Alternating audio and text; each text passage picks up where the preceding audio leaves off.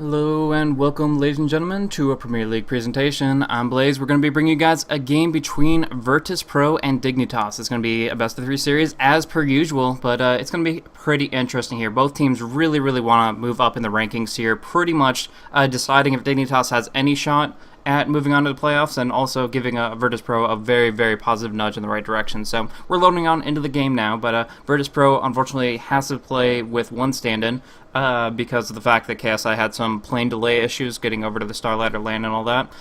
Fortunately for them, though, they did get a pretty solid one here. Dendi is picked up for their stand-in for this match here, so that'll be pretty awesome. A stand-in is a stand-in, so it might be a limiting factor as far as coordination and such, but you can't doubt the player skill there, so that'll be pretty interesting. And now we are loading on into it, so without further ado, thank you guys so much for tuning on in, and here is Virtus Pro versus Team Dignitas. I myself again am Blaze, and joined by Vikrmond. How's it going, man?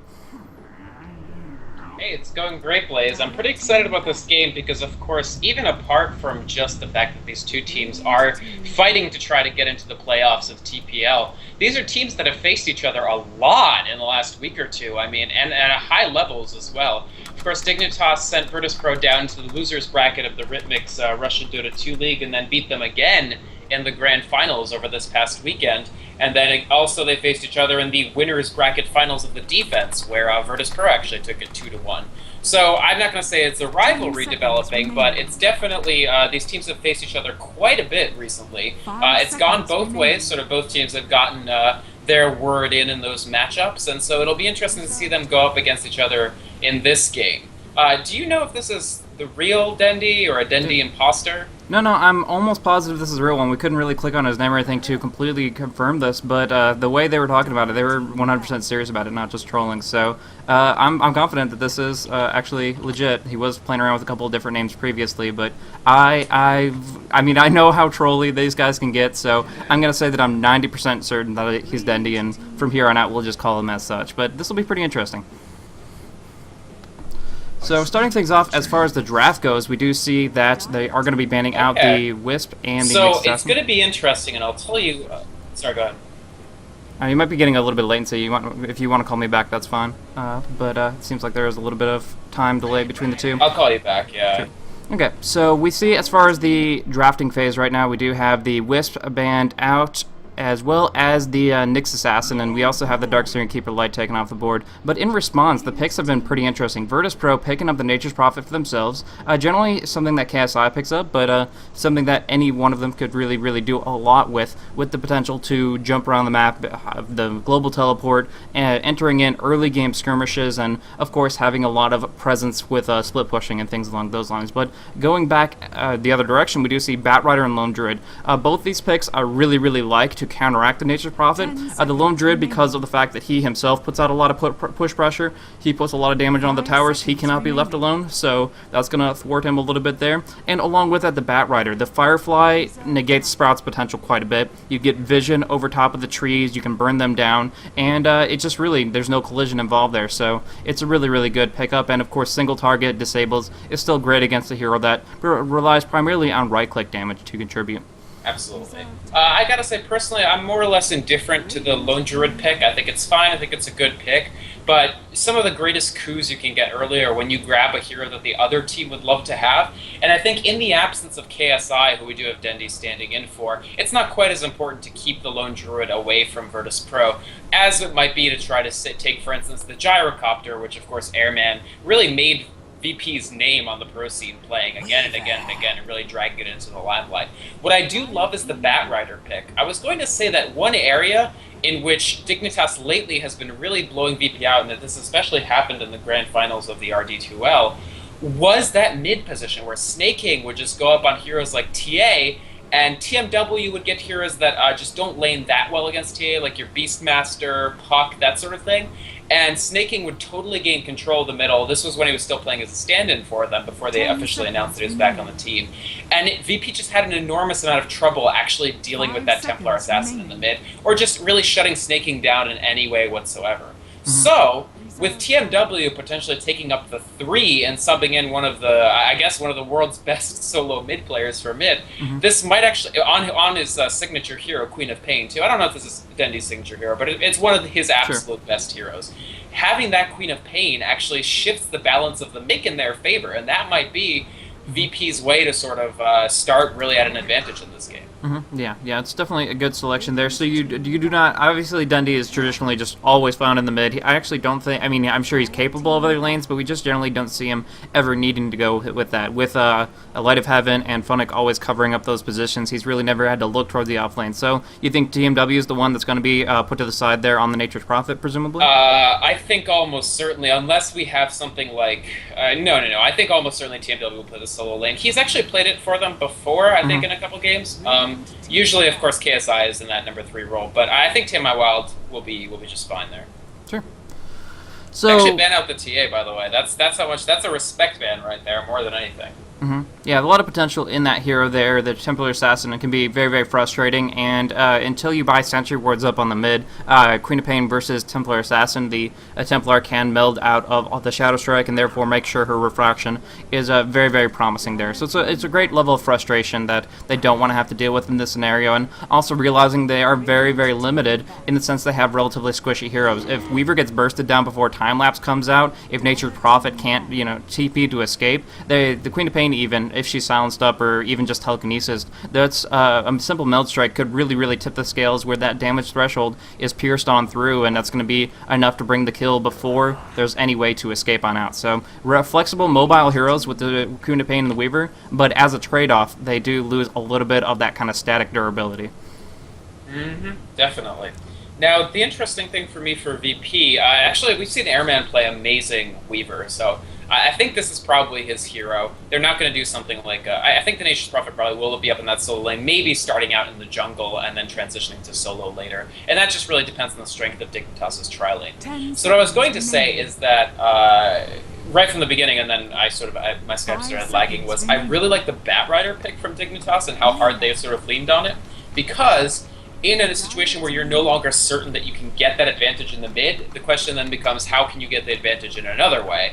And one way is to pick the best mid hero in the game, i.e. Batrider, and that can sort of tilt the edge in your favor once again. Yeah. Now, we do have this pickup of the Lina. It's an interesting selection in this scenario here. I think she does need a little bit more setup, another support that will be able to make that happen. But in this position here, it generally means that they're going to be lacking a strength hero, unless they pick up something they could go... they're not going to go for another Course. They're not going to go for like a CK or something like that. But I could see something like a Sand King or something along those lines. So I'm just trying to think of what do they need to do to beef up their lineup a little bit. They could actually go for the Bane.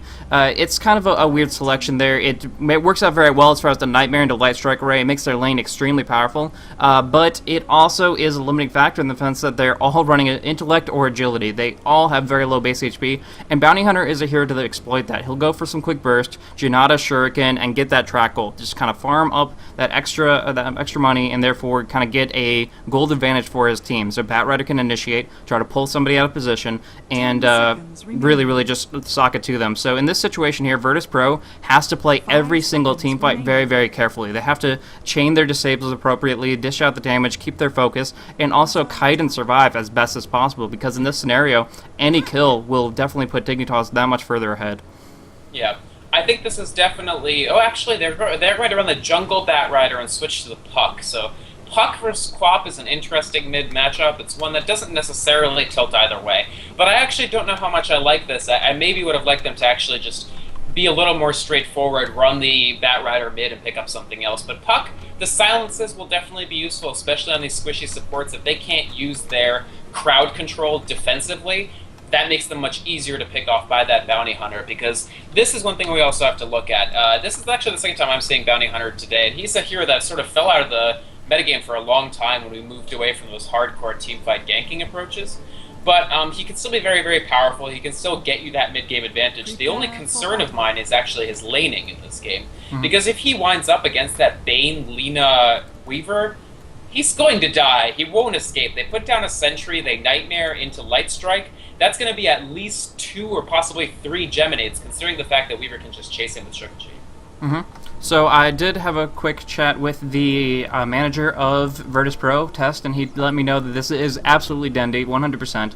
And he's actually going to be picking up the Nature's Prophet this time around, so that's a little bit interesting. Playing up a different role than we generally see him in, but like I said, a player with a lot of versatility, a lot of potential, and we'll see if he can get some cool micro skills on the trance or if he just really plays it out where he tries to be in the right place at the right time, because that's what it's all about with that Furion. And presumably that's what they're going to endeavor. But TMW is going to be playing up that Queen of Pain, and we've seen how aggressive and effective he can be on that hero as well. Oh, definitely. TMW is a good Queen of Pain player as well, but and nothing against him. I mean, he's an excellent mid, but I am interested that they actually decided to put Dendy up on the Nature's Prophet. I really thought that they were going to use that opportunity to sort of get a top of the line mid player to try to sort of just dominate snaking in the middle, because most of the games they've lost to Dignitas lately have been a direct result of snaking getting really, really big in mid.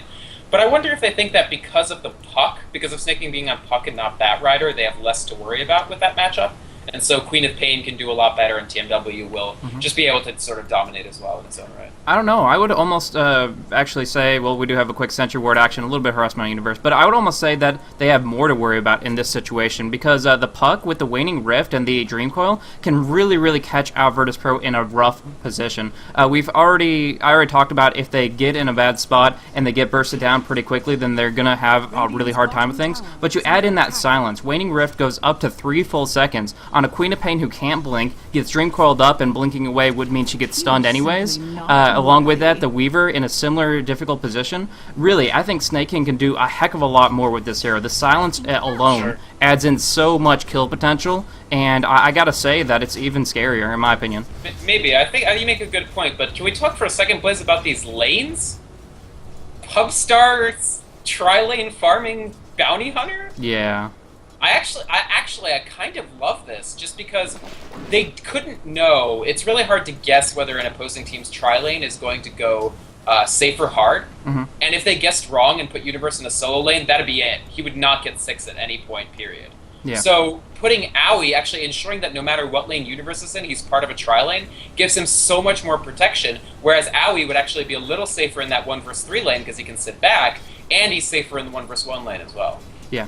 Yeah, this is a really interesting way to run it here. In this position, I don't underestimate the supports. I know that they have a lot of potential here. The Rubik has a great defensive aspect to him, and Way 2 has used that to great effect in the past year. But with Fogged in the jungle so adamantly, it's actually going to be difficult for him to really contribute directly to that lane. So it's almost going to be like a half-suicide lane, because Universe is going to have to roam around and survive. Luckily for him, the Sentry Wards have already been used up over in the eastern jungle and over by the pole camp. So Universe actually can Shadow Walk in most of the main lane areas and not have too many issues. I mean, this is just to ensure that the thing about Bounty Hunter is one of the things that actually made him exit the metagame was he just wasn't a strong enough solo. And the safe lane tri-lanes just got so good and so incredibly powerful, like the tri-lane in this one, that your Bounty Hunter couldn't actually survive even with stealth. It was that and the sort of shift from the all-out aggression that made people stop playing Bounty Hunter. But in this case, if you want that Bounty Hunter to hit 6, giving him his own tri-lane is honestly a pretty good way to do it. And when you're number 1 is on Lone Druid, who is a hero who can survive in the solo lane. On mid lane, we do see the Nightmare starting things off, and they follow it up with the Light Strike right, going in for another screen, but the phase shift does come on out. Waiting for it is Team W wanting to take high ground, but with Snake King taking so much HP, he's going to be able to just force them back. NS on low life does not want to pursue that further, and that would have gone a lot better for Virtus Pro, except for the fact that Snake King was playing so darn well up against TMW to this point. He actually phase shifted 2 screams consecutively to dodge out so much damage, even at point blank range, to the sense that Snake King could have been in a very, very low HP value position, below half HP, but instead he's sitting high and dry and was able to survive a 3-man gank. Right. Honestly, Snake King has been playing incredibly well for Dignitas. It's really changed my impression of them as a team overall, because it just... Tides was a fantastic support player as well, and they were a well-completed team at that point. But just adding in Snake King has given them this explosive ability to just get kills, that when Fogged was mid, he was much more of a finesse player rather than just brute force. And so as a whole, Dignitas sometimes ended up looking a little bit passive. But Snake King is way more of that sort of big-ass, balls-to-the-wall aggression, and honestly, I think it suits them as an overall team. Yeah. Lanes are shaping up pretty interesting here. We do see that between Dendi and Owie, that the Bear has picked up an Orb of Venom, gives him a little bit more potential to harass back and forth. But so far, Dendi has kind of traded blow for blow, and it's going to force out Lone Druid to use a little bit of salve action. Up on top, we do see the Nightmare come on underneath the tower with the Shikuchi to break it, but with the teleport of Dendi, they're all here, they're ready to go, and they get a triple Light Strike right out of Smile. Beautiful play from Arzard here. Now Fog is trying to Firefly away, but the Swarm keeps vision, keeps the right-clicks coming. They're going to be able to bring him down. No! Fog survives, and now Universe is going to right-click away. The Bane has already fallen. Dendi taking a lot of hits, slowed down to a crawl, and he gets Shuriken down. Next target of choice is that Weaver. He is within tower range now, and he's going to get telekinesis. That is his death as well. Oh my gosh, 3-for-1 trade, and Fog lives. The Swarm didn't last long enough, and in that sense, they weren't able to keep vision, weren't able to bring him down when he went off the map. Really, really effective play coming out of all of them. I'm curious if Dendi wants to try for a teleport to bring down the Bat Rider, but he only has 10 seconds left on that cooldown. He's just going to TP down bottom. Gets entangled immediately, so not really the best situation, but, you know. Val, please, fix pay for win Lone Druid cosmetic. Yeah, Panda Bear too strong. But anyways, Dendi will try to force this back a little bit, but Lone Druid already moving in towards level 6. Once he hits 7, 8, and 9, he is going to be in such a great spot to control that 1-versus-1 situation completely. The one thing that there's still kind of a silver lining is that Weaver is finding a lot of farm too. Illidan is sitting at 18, now 19 CS, which is on par with pretty much what everybody else is getting. Mm-hmm.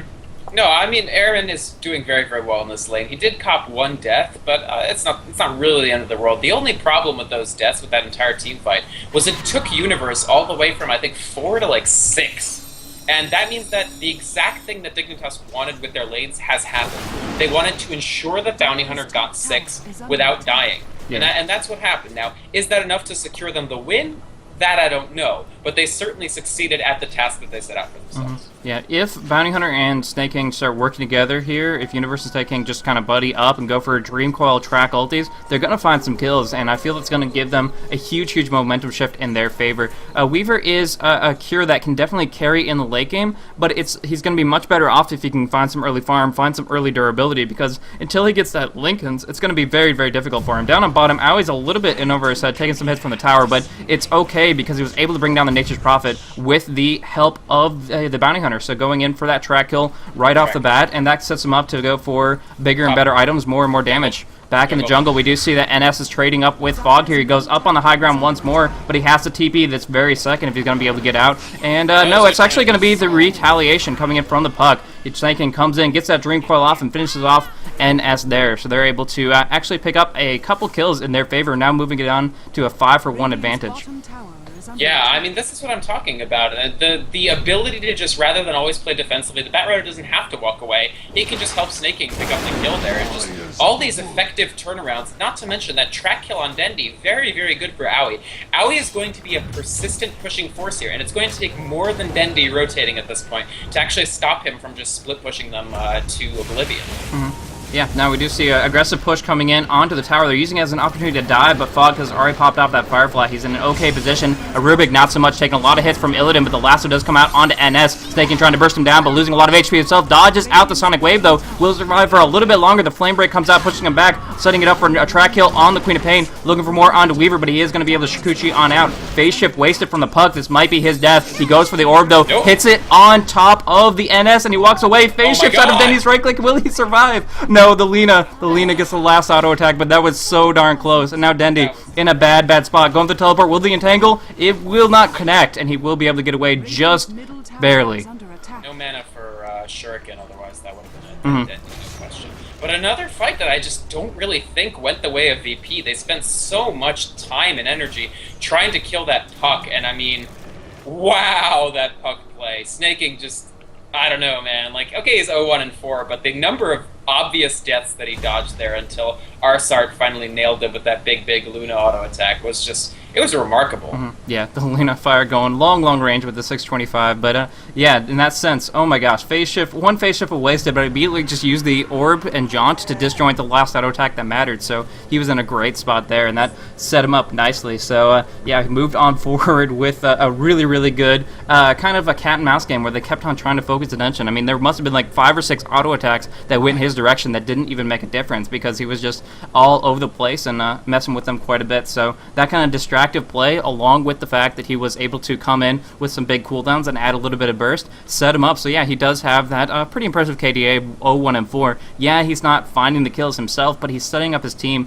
to do it for him. And in that scenario, they're coming out on top every single exchange. And not to mention, yeah, they have a kill advantage, but they have a kill advantage with a bounty hunter. They have track kills on half of these frags, and it's just, oh my gosh. They are going to get so much gold and so many big items really, really quickly. I mean, you're happy to not get your Puck the 4 kills that he assisted on if 3 of those went to Universe and 1 of them went to Owie. Like, you're much happier at being on those heroes, I feel like, than on the lowly Puck, as it were. So the fact is, this game by Puck has actually been more or less pitch perfect because he's generated kills, he's saved Jungle Batrider from something that would have really slowed him down, and just overall, just excellent overall play. They do get the Tier 1 tower, so they're now a tower ahead, despite the fact that Virtus.pro has dived past this Tier 1 so many times. I mean, how much pressure has VP generated in this area versus maybe like 1 gank coming down here? But just the fact that Lone Druid is such a ridiculously strong hero and such a good pusher means that Dignitas are already up a tower, tracks, and the kill advantage. Yeah, it's a ridiculous gold coming out of that, because that Tier 1 tower is definitely not something to be underestimated. When you leave a Lone Druid alone, he's going to find those opportunities there. He eventually made his rotation up top, but not until after he had claimed his prize down on bottom. So in that situation, yeah, they were able to really, really make the trade worth it here. And yeah, Bounty Hunter's sitting at 3-0-3. That level 6 was so darn quick. Really, really good movement from Dignitas' supports, where they didn't leech any experience that they didn't need to, and from their Universe was able to just contribute to 1 kill, and suddenly he had that level 6. So really, really effective, and he's going to be able to build up some good items from here. Phase boots most likely, and then after that, a Drum of Endurance would suit his kit very, very nicely. So in this situation, Virtus.pro is definitely behind. What do you think they need to accomplish to make sure this is changing around? We already see a mech being built on Dendi. Right. Do you think that's going to be a game changer, or just they have to play in a different mindset? Not a game changer, but they can't dive again without it. They need to actually build up all the way to this mechanism, and then they can start over what they've been doing the whole game, which is dive onto like a Owie or Fogged or something, and pick them off quickly, and then when you get the counter gank of the Puck and the Bounty Hunter, just stay alive long enough to actually turn the fight around on them, rather than just getting people picked off very, very quickly. I think the mechanism is critical. The fact that it hasn't actually, that they're not even that close to it yet isn't great, but it's only 8 minutes. I think it's okay for Dendi to hit it at this point. But again, this is basically a supportive Prophet at this point. He hasn't sort of gone that Midas. He's going for the mechanism at, not the fastest rate, and so if they were relying on him to be part of their damage dealing suite, that's certainly not going to happen. Luckily, they have Weaver and Quap, which is plenty of damage.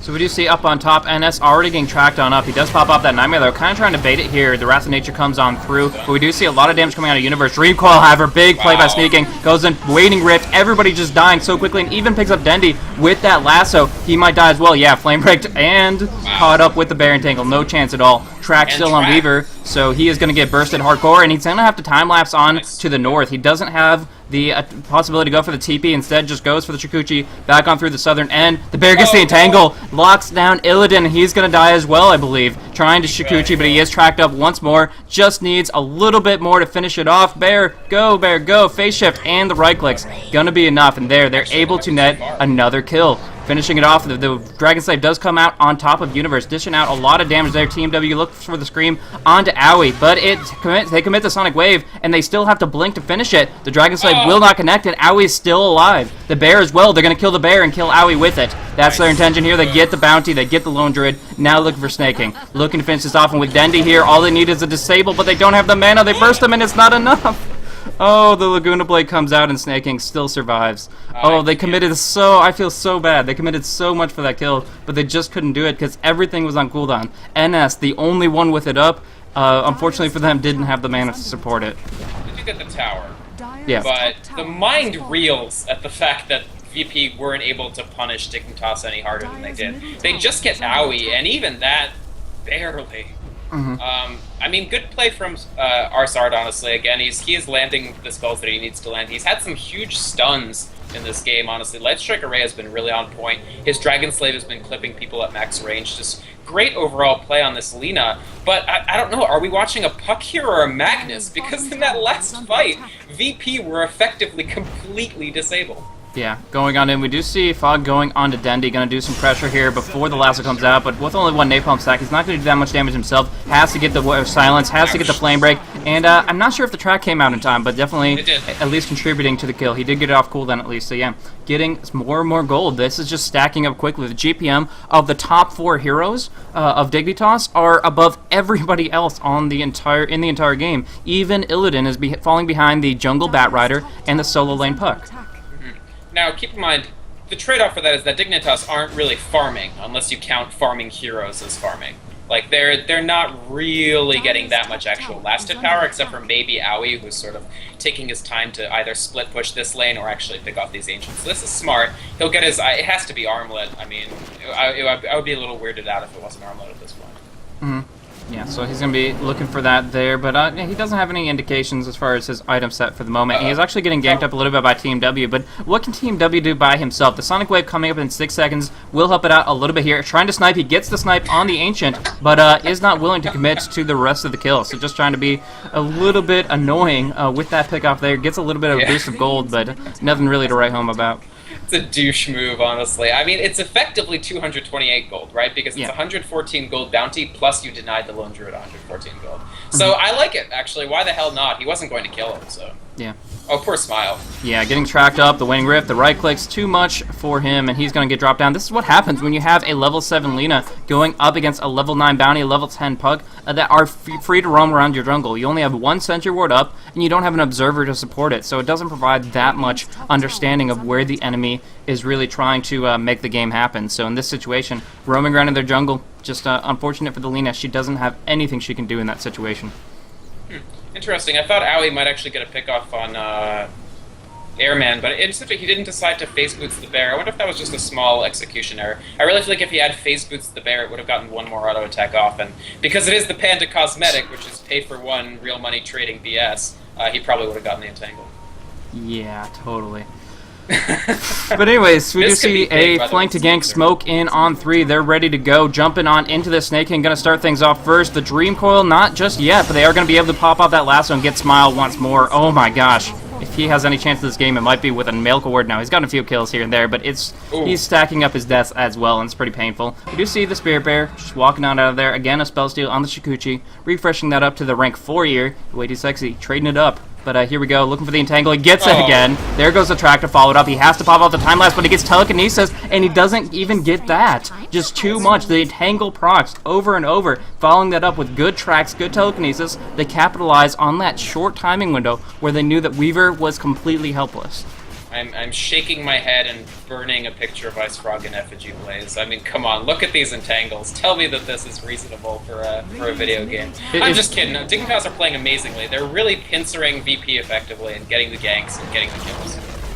Yeah, it's true. It's a little bit of BS. I mean, this is the RNG that you cannot reasonably expect this in a game to work out this much in your favor. But like you said, it is a little bit about them capitalizing on it as well, looking for that window of opportunity where they see it and they make it happen. Because he was underneath his tier 1 tower with his ulti up. If they hadn't done exactly what they did after the fact, it wouldn't have been a kill. But they knew the chances. They took that risk with that last auto attack. It's not really that much of a risk, but they certainly reaped the reward when they followed it up with the right chain of disables. Oh, definitely. And honestly, here's the thing with Airman. He's like trying to harass Aoi, but it's just not tremendously effective because the Weaver really can't stand up to where the Lone Druid is at this point. If Lone Druid gets an Entangle, in fact, Weaver could easily just drop dead. He's sort of got to be careful with this time lapse. And he's doing his best, but even just on levels, look at the XP disparity between the top heroes on Dignitas and the top heroes on VP. VP basically all at 8. Whereas Dignitas are climbing up into the 11 range. This is rank 2 of these ultimates, and rank 2 Dream Coil is no slouch.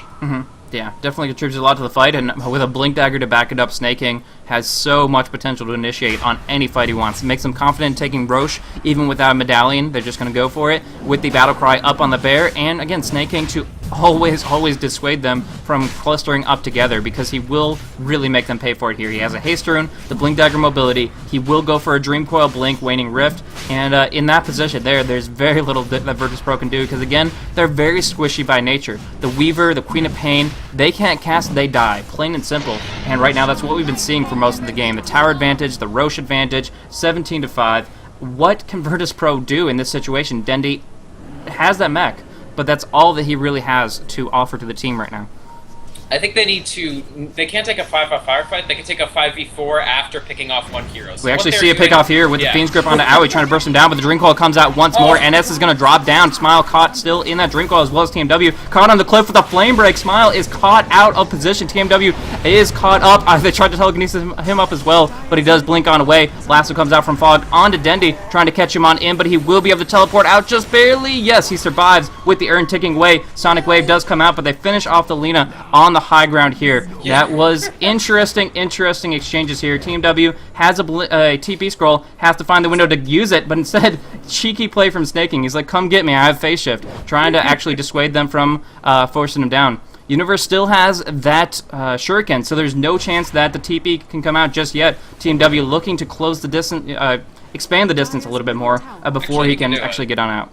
He's fine. He's completely fine. Check out this Queen of Pain. I really hate Puck build, by the way, skill-wise on Queen of Pain. It's like, I am not even going to bother training a single rank of Shadow Strike because phase shift is OP.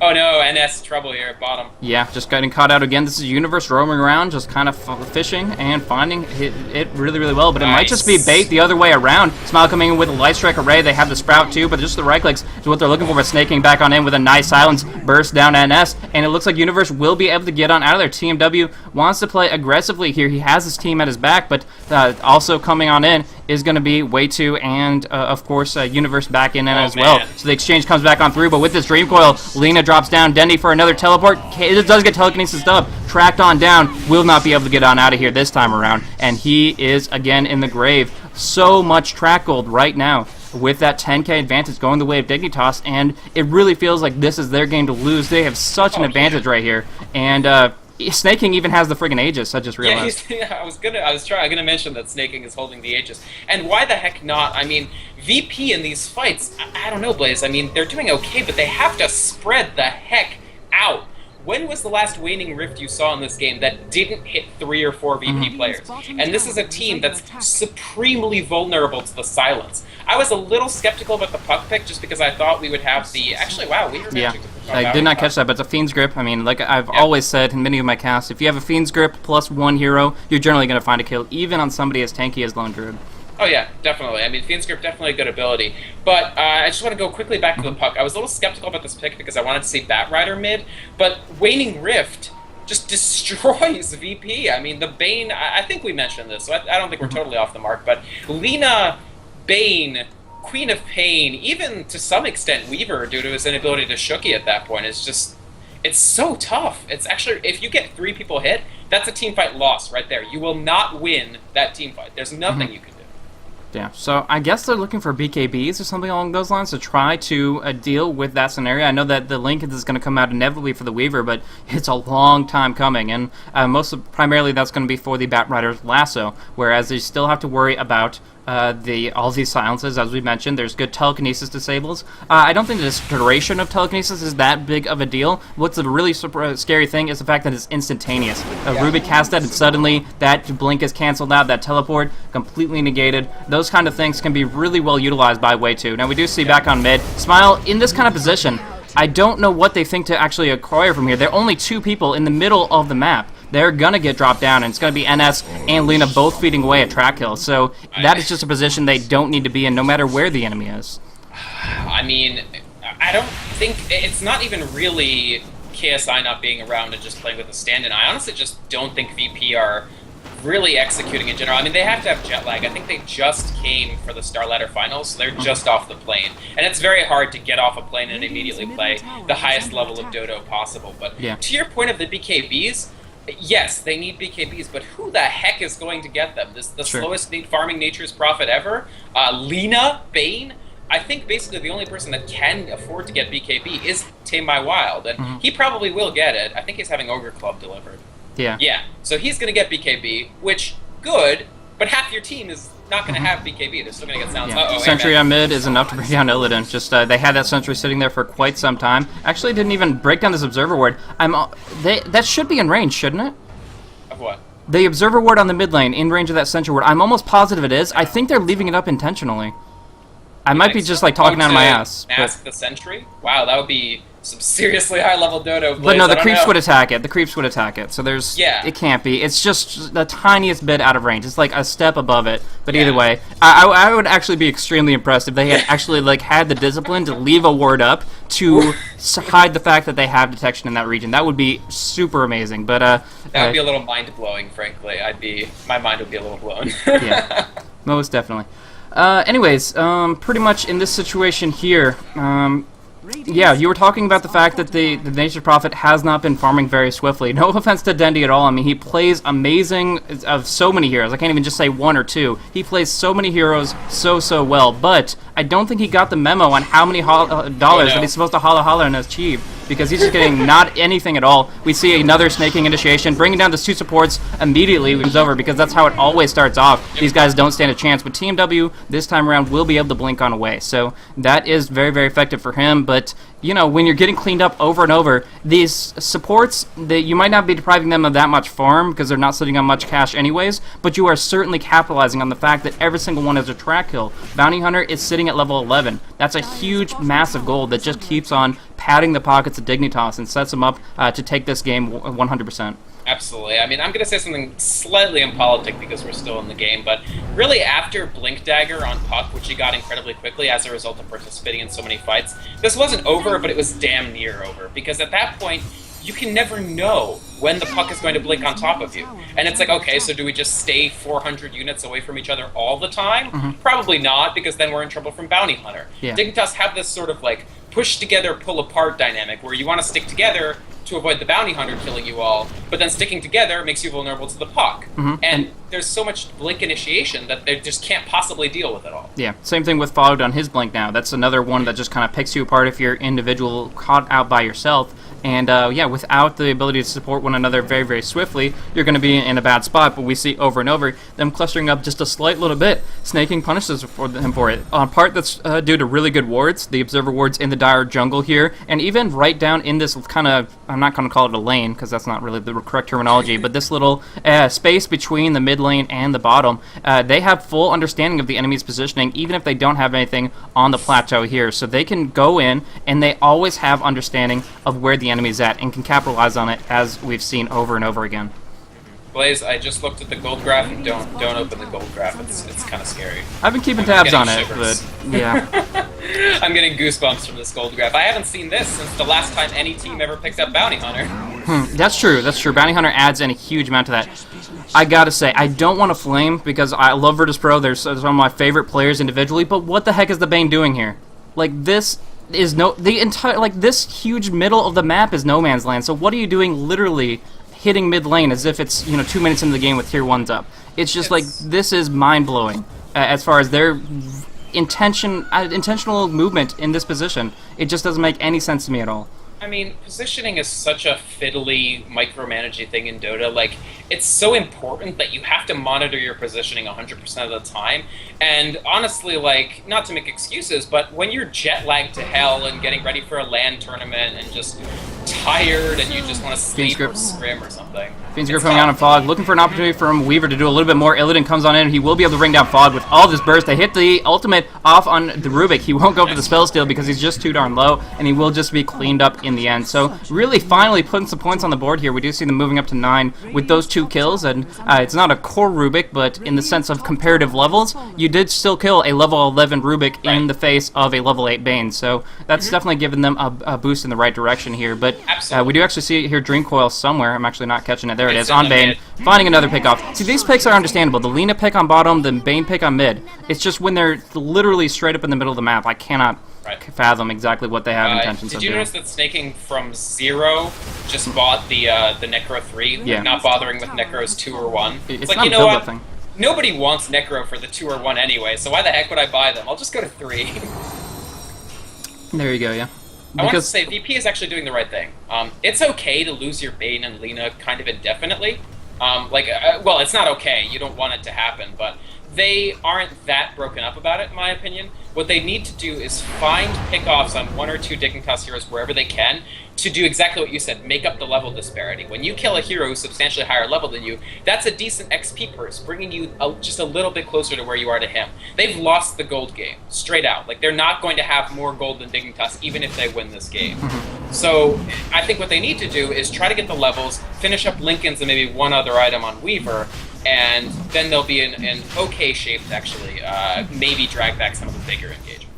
Yeah, I mean, it's still the one of the biggest summits to climb. It's definitely the hugest uphill battle for them, and this Roche only just kind of cements the advantage that Dignitas have had all game long. But you're right. If they get some big levels, if they can get Queen of Pain's ulti up to rank 3, Laguna Blade hits really friggin' hard, but right now she's only level 10. Smile has been wanting over and over to drop some big magic burst bombs on somebody like a bounty hunter or somebody else very, very squishy. But first of all, he's always been initiated on, and second of all, he has been sitting at level 10 for a very long time. So yeah, bouncing back a little bit with levels could go a very long way, but I don't think Dignitas is in a position to really let that happen. Snaking already Dream Coiling on 2. There goes the Waning Rift, doing so much here. Weaver will pop out that time lapse, but Lincoln's on cooldown. He will be caught up with a Telekinesis Entangle, and even Rubik jumping back in time just because he can. So yeah, cleaning things up very, very nicely, and this might just be the nail in the coffin here. Yeah, no, I mean, unquestionably, VP didn't play a great positioning game at all. They got picked off again and again. They got silenced. Puck had an enormous game. I mean, Snaking executed essentially, I mean, more or less perfectly. He does have one death, but you can see that just TMW's ultimate is just irrelevant to the outcome of this game at this point. In that last fight also, we did have Airman time-lapsing into the middle of 5 players. Not that you can control where time-lapse sends you, but probably the worst time-lapse a player can hope for. Yeah, I mean, it's just that was the positioning he was in, and you kind of have to pay the price of being in that spot one way or another. It's not a free jump to base card. It's definitely going to be one that you have to time yourself very, very carefully, and that kind of aggression is something that he just wasn't prepared for. So the GG does come back on out. We do see finally killing the Rubik, but it's just all of this has really been taking its toll very, very directly on the base, on the team in general, and now it's going to be the conclusion here. But one thing I want to go hit on real quick, referencing back to, is back in the draft when I was talking about that 5th pick, I was talking about how squishy they were. That was, I mean, I said that 3 times during the draft. They kept on picking low HP agilities, low HP intellect heroes. They're very cast-oriented, and if they can cast, if they can disable, if they can maneuver, great. But Staking denied them that 100% with that puck pick number 5. So I was thinking something more along the lines of a strength disabler, a strength initiator. I mean, maybe Earthshaker wouldn't have been the best choice necessarily, but you need to get something that can live. Sand King, as I mentioned, the Earthshaker's solid, Tidehunter, here and there. But anyways, what they needed was a little bit of beefiness, and instead they just had a level 8 Bane, a level 10 Lina, going up against all odds and just not making it. Absolutely. I mean, Dignitas playing it to the hilt, good drafting, definitely, a good lineup, punishing VP, excellent laning, like I sort of said at the beginning with the Bounty Hunter. They ensured that the Bounty Hunter would hit 6, because their plan revolved around Universe getting 6, and then getting those mobile ganks and winning every team fight, and getting gold from it. So they had to make sure that Bounty Hunter hit 6. They had to make sure they got those tracks off. And their early game strategy was tuned in every way to ensuring that would happen. And it did, and from there on in, basically Dignitas' plan was in effect fully. Yeah. And one thing I'll comment on in that regard is how the tri-lane paid out is pretty much entirely based on the fact that there weren't enough sentries to go around. They put down a couple of sentries in the jungle, tried to screw over the Bat Rider a little bit, and immediately those got dewarded, and you know, when you're empty-handed there, they didn't expect the Bounty Hunter up top. They did have to face him, and in that situation, they, of course, could not bring him down because he always had that Shadow Walk. So staying alive, staying in a position to keep on getting experience, and in the end, you get Universe as a 9-0-15 Bounty Hunter. Just, oh my gosh, devastating, devastating. That is going to be it for Game 1 of the Best of 3 series, but we have 1 or 2 more coming at you guys here. We'll see if Virtus.pro can bounce back or if it's going to be Dignitas claiming both here. Interesting game so far, but yeah, this was so really, really solid game for Dignitas. Obviously, in full control, 39-11, but we'll see if Virtus.pro can bring something back to make it a little bit more interesting. Anyways, thank you guys so much for tuning into this. I am Blaze. You can follow me at twitter.com/blazecasting, and for you, Vic? I am Vickermont. You can check me out at either Twitch, Twitter, YouTube, what have you. I'm also casting out a tournament that you can check out on the Dota 2 store, most recent ticket. And let's go up to Game 2. I'm pretty excited. Cool, cool.